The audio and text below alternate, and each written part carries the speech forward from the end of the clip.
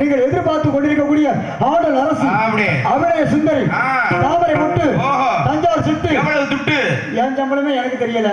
பையில வைக்கிறதோட சரி. என்ன முடியலையா? என்ன முடியல, அதெல்லாம் எண்ணி பாக்குறது இல்ல. எதிர்பார்த்து ஏமாந்து போறதை விட குடுக்கறத வாங்கி பயிர வச்சுட்டு போயிட்டே இருக்கணும். ஏன்னா நேத்து ஆடி வெள்ளிக்கிழமை, கடைசி வெள்ளி. ஆனா வண்டி அவ்வளவா நேத்து போகல.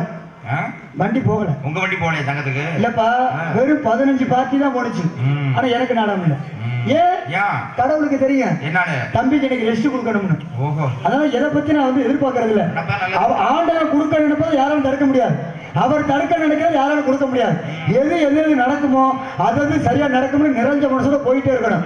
ஏன் சொல்றேன் அப்படின்னா, இப்ப எங்க பார்த்தாலும் அட்டாக்குங்கிறாங்க. இந்த உலகத்துல அட்டாக்கு வராதால யாரு இருக்கா தெரியுமா? ரெண்டே பேர் தான். ஒண்ணு பைத்தியக்காரன், இன்னொன்னு நரிக்குறவர். 2 பேருக்குமே அட்டாக் வராது. அது என்ன காரணம்? என்ன தெரியுமா? இந்த பைத்தியக்காரன் என்னவா நினைக்கிறானோ அது மாதிரியே தன்னைத்தானே நினைச்சுக்குவான். இந்த நாட்டுக்கு ஜனாதிபதி ஆகணும்னு நினைச்சவங்களே அவனே ஜனாதிபதி மாதிரி பேசினான். பிரதமர்னா அவனே பிரதமர் மாதிரி, சிஎம்னா அவனே சிஎம் மாதிரி அவனே பேசிக்குவான். அதனால அவனுக்கு அட்டாக் வராது. ரெண்டாவது நரிக்குறவர்களுக்கு அட்டாக் வரான்னு சொன்னே அவங்களும் மனசை ஒருநிலைப்படுத்தி வச்சுக்குவாங்க.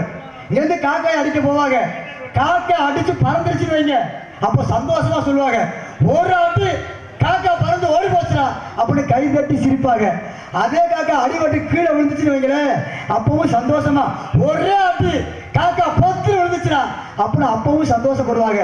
காரணம், எது நடந்தாலும் சரி, இன்பமாக இருந்தாலும் துன்பமாக இருந்தாலும் மனசை ஒருநிலைப்படுத்தணும்னா கண்டிப்பா இருதய துடிப்புன்னு சொல்லக்கூடிய அட்டாக்கு யாருக்குமே வராது. அவர் என்னைக்கும் ஒரே மாதிரி நினைக்கணும். சிறந்த முறையில ஆடல் அரசு அபிநய சுந்தரி தாமரை முட்டு தஞ்சாவூர் சிட்டு இன்னொரு நாள் வாழ்நாள் தாளகர் அந்த வீட்டை திட்டு இந்த தாளகர் இல்ல கிட்டப்பா டான்ஸ் கவே கொஞ்சி கொஞ்சி வாராளை குறுக்கு பேட்டை சேசியாரி